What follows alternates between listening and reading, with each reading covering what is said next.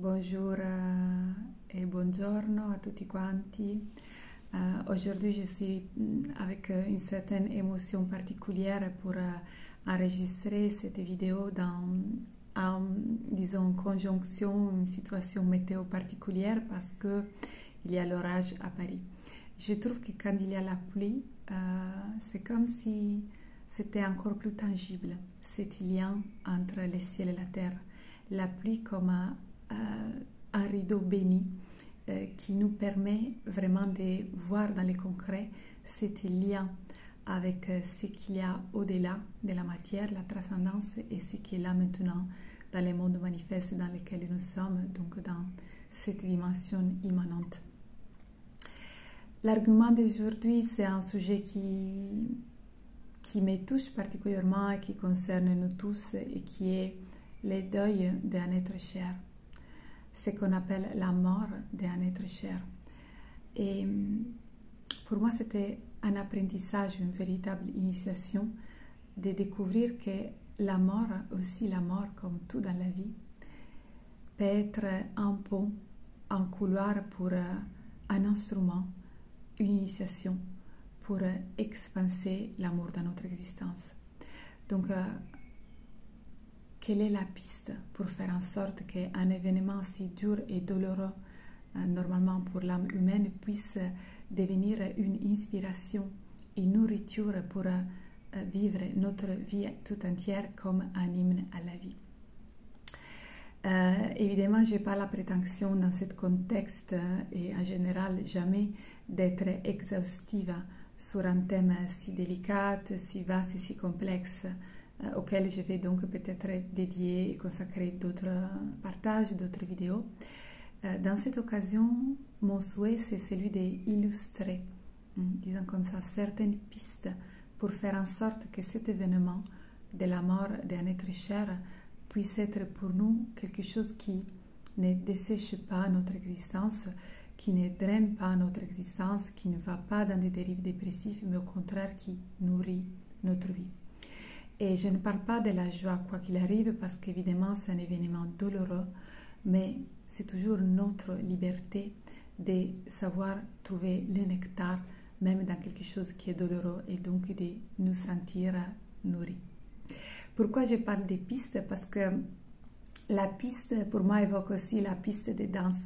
Et donc l'idée, en parlant de ce sujet, c'est pas évidemment la prétention de donner des solutions, mais des pistes de danse avec lesquelles, disons, apprendre, faire jaillir de nous la connaissance, la véritable sagesse ancestrale qui nous permet de danser avec la mort. Comme d'habitude, je vais parler de mon réel vécu, donc de ma vie personnelle, ce qui a aidé et soutenu ma vie, et aussi ce que j'ai aussi expérimenté à travers de nombreuses années des accompagnements dans les chemins spirituels avec les personnes, avec comme référence principale le tantrisme, mais pas que. Donc tous les partages sont enracinés et ancrés, pas dans des théories, des beaux blabla philosophiques du livre, mais sont dans la chair, dans les sangs, dans les os d'un réel vécu. Donc, pour ce qui était mon expérience, il y a une phase fondamentale qui est celle de l'accueil. Humblement, accueillir toutes les émotions et tous les états d'âme complexes et parfois très intenses qui nous traversent face à la mort. Sans essayer, ça c'est une tentation qu'on peut avoir, surtout si on est des ardentes pratiquants spirituels, mais sans essayer d'être ultra spirituel, comme je dis, ou performante. Mais humblement accueillir les émotions douloureuses qui nous traversent. Et voir dans cette vulnérabilité tendrement humaine, pas un limite, mais plutôt notre richesse. Sans entrer dans les dénis, sans vouloir la nier, mais en même temps, sans non plus rester coincé dans cette vulnérabilité humaine et sans surtout noyer. Donc c'est important de, disons, permettre à cette vulnérabilité, comme je disais, tendrement humaine d'exister, mais en même temps apprendre à être vigilant, à faire attention que ça ne devienne pas une dérive dépressive. Donc, quelles sont les pistes? Alors, la première piste de laquelle je souhaite parler et partager, c'est la parole. Comment on nomme l'événement de la mort, comment on va décrire le deuil, comment on va appeler notre expérience. À ce propos, j'ouvre une toute petite parenthèse en disant que dans le tantrisme, la parole est Vach Shakti. Vach Shakti, c'est une déesse. Et quand je dis une déesse, on ne doit pas penser à, disons, des archétypes qui existeraient ou des entités qui existeraient quelque part, mais tout simplement penser à une puissance créatrice qu'il y a dans le cosmos et en nous. Donc la parole est considérée une fondamentale puissance créatrice à utiliser avec conscience. Donc avec la façon avec laquelle je nomme les choses va générer quoi? Mais même avant de parler des manifestations, des choses comme ça, on peut dire que la parole génère un état de conscience.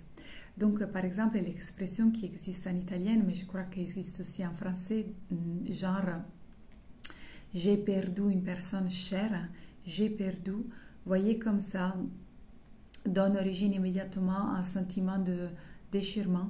Et c'est en plus une fausse affirmation parce que j'ai perdu personne. Du moment dans lequel personne m'appartient, j'ai perdu personne. Il y a 2 ans, j'ai dû traverser les départs dans les ciels de ma grand-mère. Ma grand-mère qui était pour moi déjà une personne de la famille avec un lien de sang et d'amour très très fort. Mais elle a été surtout pour moi ma reine spirituelle. Donc c'était pour moi mon premier et ultime maître. Avec tous les respects que je porte pour tous les autres enseignantes et maîtres spirituels que j'ai rencontrés dans mon chemin et que j'honore encore aujourd'hui, mais elle a été ma suprême déesse, ma suprême maître avec son tempérament humble et sa grâce infinie. C'est elle qui m'a fait expérimenter qu'est-ce que ça veut dire être imbibé dans l'amour et dans la grâce. Donc son départ dans les ciels pour moi c'était très complexe. Et comment je nomme l'événement et l'expression que j'utilise, plutôt que dire j'ai perdu ma mamie, j'ai dit ma mamie, elle s'est expansée sur d'autres plans d'existence et elle continue son voyage dans la lumière. Voyez comme ça change complètement et ça déplace l'attention de moi en tant que protagoniste de mon douleur. J'ai perdu quelqu'un, la flèche est sur moi quand je dis ça. Et je ne dis pas que ce soit pas juste, au contraire, c'est une douleur humaine, tendre et légitime. Mais en même temps, quand je déplace l'attention sur sa propre vie, elle devient la protagoniste d'un voyage qui continue, mon état d'âme change complètement. Et je n'ai pas besoin d'être religieuse pour croire qu'il y a une vie après. C'est la science qui nous dit que tout se transforme, il n'y a pas de fin, il y a une transformation perpétuelle. C'est aussi la science qui nous dit qu'il n'y a rien qui reste figé, immobile. Donc, il y a une transmutation continue. Donc, l'effet de sentir cette danse qui continue, ça permet de sortir du déchirement de la faim et de se rendre, j'ai envie de dire, de faire confiance, de lâcher prise dans les bras lumineux du grand mystère dans lequel nous sommes immergés.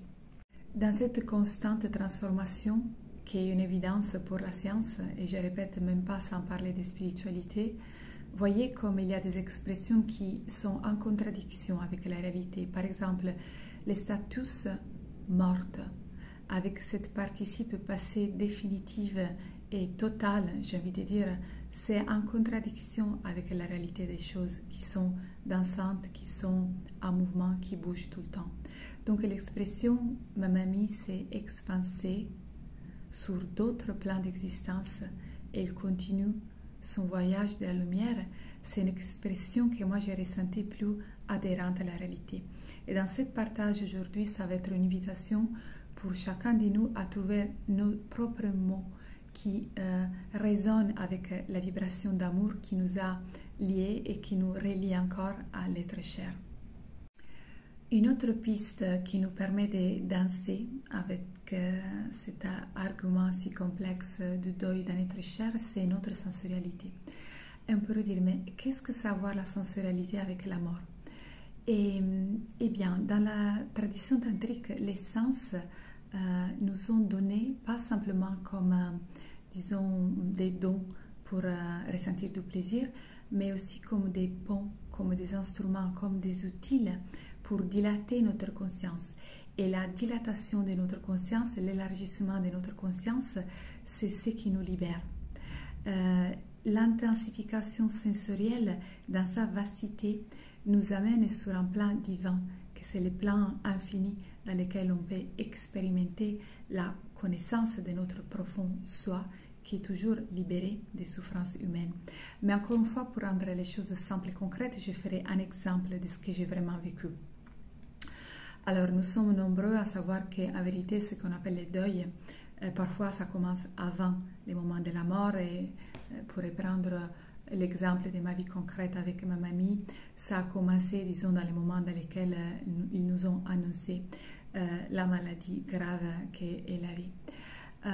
On connaît aussi à quel point ça peut être fatigant, hein, on peut aussi nommer les choses comme ça, et épuisant, être à côté d'une personne qui physiquement est traversée par l'énergie de la maladie. Donc, elle habitait proche de notre maison et chaque jour, je faisais une promenade pour aller chez elle ou en général des promenades pour essayer d'oxygéner mon être et arriver chez elle dans un état, disons, dans lequel je pouvais offrir quelque chose. Je me souviens qu'un jour, j'étais comme envahie pendant la promenade par un parfum très fort de jasmin. J'ai cru d'avoir des hallucinations de l'odorat tellement c'était fort. Mais après, je me suis rendu compte que ça venait d'une maison qui n'était pas loin et qui avait un mur complètement plein de jasmin.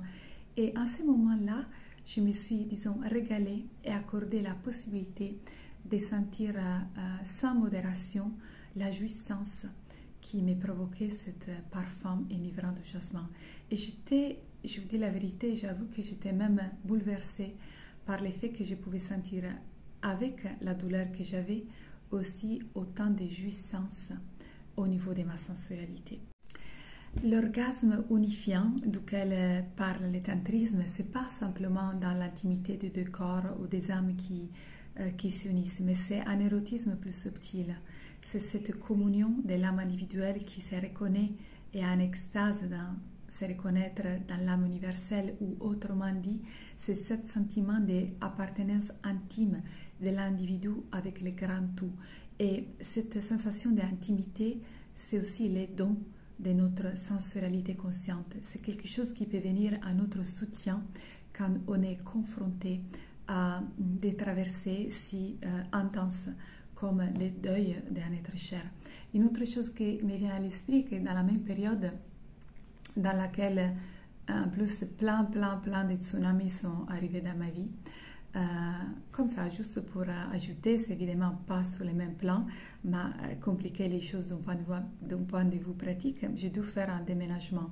Donc j'ai dû changer d'appartement et j'ai l'image de moi que je suis vraiment encombrée avec plein de choses à l'extérieur de moi, cartons, choses, et à l'intérieur de moi. Et j'avais pas non plus tellement de temps pour faire ma pratique et prendre du temps pour moi, mais j'ai un temps dans ces moments-là dans les escaliers, je répète, encombré partout, extérieurement, intérieurement, j'ai entendu la voix des enfants qui étaient en train de jouer dans la cour, les enfants des voisins. Et là, j'ai senti comme si il y avait une cascade, une irrigation de fraîcheur, de vitalité et de joie qui arrosait mon cœur et j'ai envie de dire chaque fibre de mon corps physique et de mon corps subtil. Ça, c'était une forme de, je l'appelle empathie à la joie. J'ai senti que leur joie, c'était aussi ma joie. J'ai senti aussi les fruits de la pratique à laquelle je me suis dévouée pendant beaucoup d'années et d'une façon constante, qui fait en sorte que même dans les moments difficiles, je puisse avoir le discernement de focaliser mon attention dans quelque chose qui me nourrit. J'ai senti aussi mon corps énergétique qui était sensible au son, toujours grâce à la pratique, je dois dire, et qui pouvait, disons, se nourrir par cette vibration nourrissante et vitale de l'enfance qui joue dans la cour. Mais encore une fois, c'est une stimulation, disons, sensorielle de l'odorat plutôt que des l'ouïe qui sont comme des appels à la vie, sont comme des appels à rester vivant, sont des appels à sentir l'infini à l'intérieur de nous, qui peuvent être faits même quand on a à disposition des choses très simples comme boire un verre d'eau. Boire un verre d'eau avec conscience, ça nous permet de sentir qu'on est aussi la transparence de l'eau, de voir qu'on est comme l'eau. C'est-à-dire l'eau, c'est un élément qui change la forme selon les verres dans lesquels, ou les vases dans lesquels il est contenu, mais qui ne change pas de substance. Donc, la méditation avec l'eau, la sentir couler au niveau tactile, sentir aussi son saveur, parce qu'en vérité, ce n'est pas neutre. C'est une méditation importante pour méditer et sentir que la mort, ce n'est pas la fin absolue de quelque chose, mais c'est une porte pour une différente continuation du voyage. Une autre piste importante, sincèrement, qui est un peu une prévention, c'est les terrains. C'est-à-dire, c'était comment les terrains intérieurs quand le deuil arrive. Je dis toujours, quand j'étais impactée, pas seulement le deuil de ma mamie, mais aussi d'autres, quand j'étais plus jeune, des personnes de la famille ou des personnes avec qui j'étais liée par un amour profond, des personnes parfois âgées, parfois des personnes très jeunes à travers des accidents. C'était comment les terrains intérieurs dans lesquels ce deuil est arrivé. Alors je dis toujours, j'étais là. Parce que là, j'ai envie vraiment de transmettre l'importance d'avoir une pratique constante, une pratique spirituelle, qui ne doit pas forcément être la tradition du Tantra, que c'est cela que je partage, parce que je dis toujours dans notre univers, dans notre monde, il y a plein de traditions spirituelles, elles sont tous merveilleuses quand elles sont transmises selon l'esprit originaire avec authenticité. Ça peut être suffisant même faire des prières quotidiennes ou ses propres invocations, ses propres rituels, sa propre façon de connecter à quelque chose de vaste qui habite en même temps en nous. Mais c'est important, exactement comme on donne toujours de la nourriture au corps physique, on donne toujours de l'hydratation au corps physique. C'est important aussi de donner de la nourriture et de l'hydratation à notre corps intérieur, à notre âme, à notre intériorité. Donc, quand je raconte cet épisode, je dis, au moment du deuil de ma mamie, mon énergie était là. J'étais bien cultivée, la base. J'ai eu une chute, et même une chute très importante. J'ai chuté, donc beaucoup. Mais quand même, comme les terrains, pas parce que je suis spéciale, j'ai rien de spécial, juste que je me suis appliquée à cultiver le soleil, disons, et la lune intérieure, tout. Donc, quand je suis chutée, je suis restée quand même dans des situations acceptables dans lesquelles je pouvais profiter de la vie. Il n'y a pas eu de dérive dépressive, même avec la douleur. Je continue à pouvoir, disons, guider ma vie et avoir aussi de la joie dans ma vie.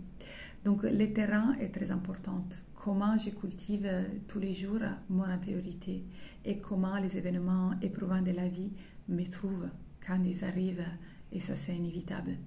Une autre chose importante pour moi, c'était d'arrêter de faire en même temps les devoirs à la maison. C'est-à-dire, je n'aimais pas l'approche de certaines amis spirituels ou collègues spirituels qui me disaient, à travers cette épreuve, tu peux apprendre des belles choses, des choses importantes.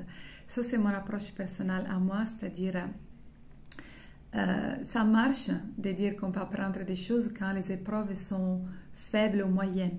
Mais quand elles sont très très fortes, parce qu'en plus, je disais avec ce deuil, j'avais aussi nombreuses situations de ma vie qui m'éprouvaient aussi. Tout arrivait ensemble, tous les tsunamis sont arrivés ensemble. Donc j'avais envie de tout sauf que d'apprendre, de faire des cours et apprendre des leçons. Par contre, ce qui stimulait, disons, l'oxygénation de mon âme, c'était un frémissement de passion, la curiosité et dire, ok, je traverse quelque chose de très très dur, mais à travers cette traversée, quel nouveau territoire et géographie de l'âme humaine je peux découvrir à travers ma propre traversée, je suis en train de faire la traversée glorieuse de l'âme de tout le monde, parce que l'âme de tout le monde a toujours, de chacun de nous a toujours quelque chose en commun. Qu'est-ce que je peux découvrir de grandiose de l'âme humaine qui traverse la douleur et en traversant ça, découvre autre territoire d'immensité. Une autre piste dansante avec les sujets est inspirée à la question que parfois on se pose, oui, mais c'est où maintenant cette personne que j'ai tellement aimée? Et quand ça va finir ce qu'on appelle l'élaboration du deuil?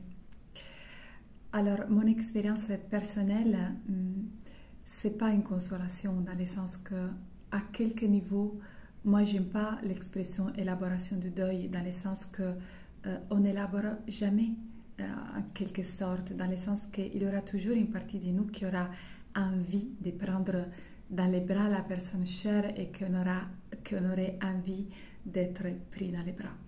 Et on peut vivre avec cette sensation, encore une fois, tendrement vulnérable humaine pendant toute la vie et en faire notre nectar. Comment? Et quand on se pose par exemple la question, mais c'est où la personne? Et maintenant, elle est nulle part. Moi, j'ai trouvé mon, disons, terrain vierge personnel des rencontres encore avec l'autre. C'est-à-dire, moi, je me suis aperçue que quand je suis vraiment dans l'amour et dans la grâce, je suis avec elle. Je suis avec ma mamie parce qu'elle était amour, elle était grâce. Les liens entre nous étaient un lien d'amour. Donc, quand je suis dans l'amour, je suis dans sa substance. Et ça, c'est vrai pour tous les êtres qu'on a aimés. Chaque fois qu'on est dans l'amour, et là, l'orage est fini et j'entends les oiseaux comme un clin d'œil de l'univers qui chantent à propos des hymnes à la vie. Donc, je disais, si on était lié par un lien d'amour avec cette personne, avec cet être cher, la façon la plus immédiate, facile et toujours accessible, c'est d'être dans l'amour. Notre lien avec cette personne, c'est un lien d'amour. Chaque fois que je suis dans l'amour, je suis avec elle, je suis avec lui. Donc, si on regarde les choses comme ça, mais ce n'est pas juste un regard, c'est vraiment un ressenti, alors l'être cher, ce n'est pas que ce n'est plus accessible. Il ou elle devient accessible à tout moment. Ce n'est pas qu'il ou elle est nulle part, mais il ou elle est partout.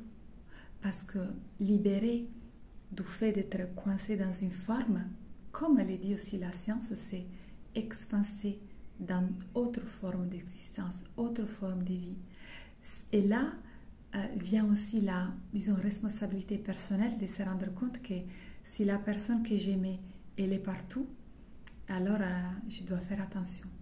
Je dois faire attention même à comme je touche l'air, à comme je me fais toucher par l'air, à comme je caresse un arbre, à comme je mets mes pieds sur le sol, même quand je danse. Parce que cet être est partout dans l'univers. Donc à tout moment, c'est accessible l'amour qui nous a reliés. À tout moment, je suis dans ses bras. À tout moment, je touche et il ou elle est dans mes bras.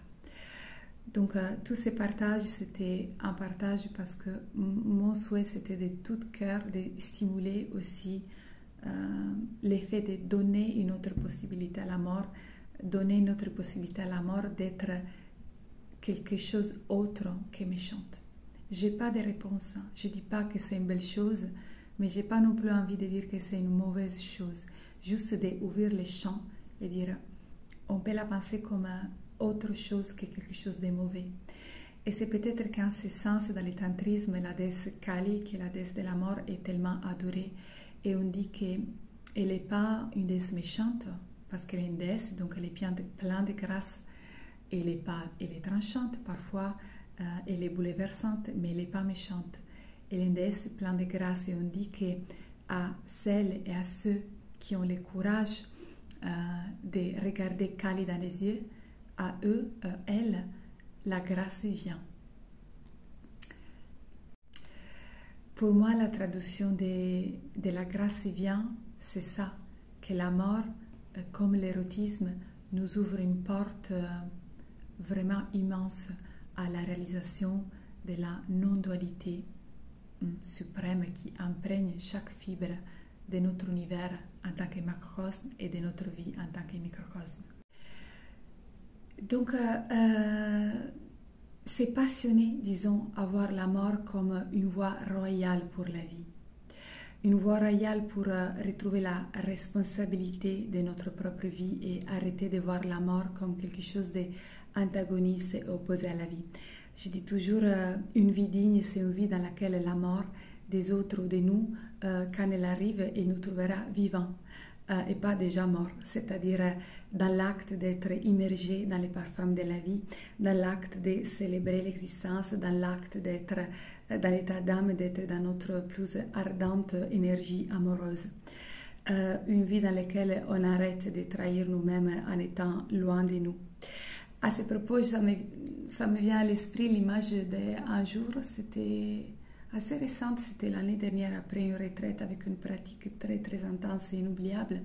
J'ai regardé le ciel et je me sentais si proche à l'univers que j'ai eu vraiment la sensation physique, tactile, que le ciel était ma peau. Et j'ai dit, le ciel est ma peau. Quelque chose qui peut sembler si loin, c'est en vérité notre substance. Donc, pour tout l'amour qu'avec un être cher, on a sémé, on a cultivé, cet amour continue à être comme un fruit juteux au centre de notre être éternellement.